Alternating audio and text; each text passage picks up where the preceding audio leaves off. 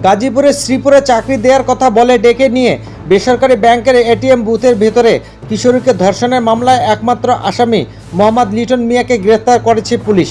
সোমবার রাত 10:30টার দিকে গ্রেফতার করা হয় বলে জানিয়েছেন শ্রীপুর থানার ভারপ্রাপ্ত কর্মকর্তা ওসি মোহাম্মদ আব্দুল বারিক। এর আগে গত রোববার দুপুরে শ্রীপুরের মুলাইদ গ্রামের একটি কারখানার সামনে বেসরকারি ব্যাংকের এটিএম বুথের ভেতরে এক কিশোরী ধর্ষণের শিকার হন বলে অভিযোগ ওঠে। অভিযুক্ত মোহাম্মদ লিটন মিয়া শ্রীপুর উপজেলায় মুলাইদ গ্রামের আসাবুদ্দিন মুসার বাড়ির ভাড়াটে এবং এই এটিএমের বুথের নিরাপত্তা কর্মী। পুলিশ জানায় এ ঘটনায় কিশোরীর বাবা বাদী হয়ে গত রোববার রাতে শ্রীপুর থানায় একটি মামলা দায়ের করেন। এতে লিটনকে একমাত্র আসামি করা হয়। ঘটনার পর থেকে লিটন পলাতক ছিলেন। তিনি একাধিকবার স্থান পরিবর্তন করে আত্মগোপনে ছিলেন। সোমবার তাকে ধরতে পুলিশ তথ্য প্রযুক্তির সহায়তা অভিযান চালায়। অভিযানে ময়মনসিংহের ভালুকা থেকে লিটনের পিছু নেয় অভিযানিক দলটি। এক পর্যায়ে তাকে গাজীপুরের শ্রীপুরের ঢাকা ময়মনসিংহ মহাসড়কের আনসার মোড় এলাকা থেকে গ্রেফতার করা হয়। ঘটনার বিষয়ে কিশোরীর বাবা বলেন, তিনি টাকা তোলার জন্য এই এটিএম বুথে নিয়মিত আসা যাওয়া করতেন।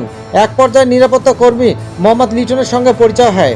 তার মেয়ে একটি স্পিনিং কারখানায় স্বল্প বেতনে চাকরি করে। বিষয়টি জানতে পেরে লিটন অন্য কারখানায় ভালো বেতনে চাকরির ব্যবস্থা করে দেওয়ার আশ্বাস দেন। আশ্বাস পেয়ে রোববার তিনি তার মেয়েকে নিয়ে ওই বুথে যান।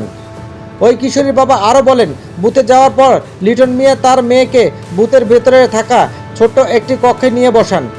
অন্য একটি কারখানার এক কর্মকর্তা কিছুক্ষণের মধ্যে সেখানে আসবেন বলে অপেক্ষা করিয়ে রাখেন। এক পর্যায়ে লিটন মিয়া ওই কিশোরকে আরও কিছুক্ষণ অপেক্ষা করতে বলেন এবং তার বাবাকে বাড়িতে চলে যেতে বলেন। কিশোরীর বাবা সেখান থেকে চলে যান। কিছুক্ষণ পর খবর নিতে এসে দেখেন তার মেয়ে কাঁদতে কাঁদতে বুথের ভেতর থেকে বের হয়ে যাচ্ছেন। পরে মেয়েকে বাড়িতে নিয়ে গেলে ধর্ষণের বিষয়টি তার মাকে জানায়। শ্রীপুর থানার ভারপ্রাপ্ত কর্মকর্তা ওসি মোহাম্মদ আব্দুল বারিক বলেন, মামলার পর থেকে পুলিশ সর্বোচ্চ গুরুত্ব দিয়ে আসামি ধরার চেষ্টা করে।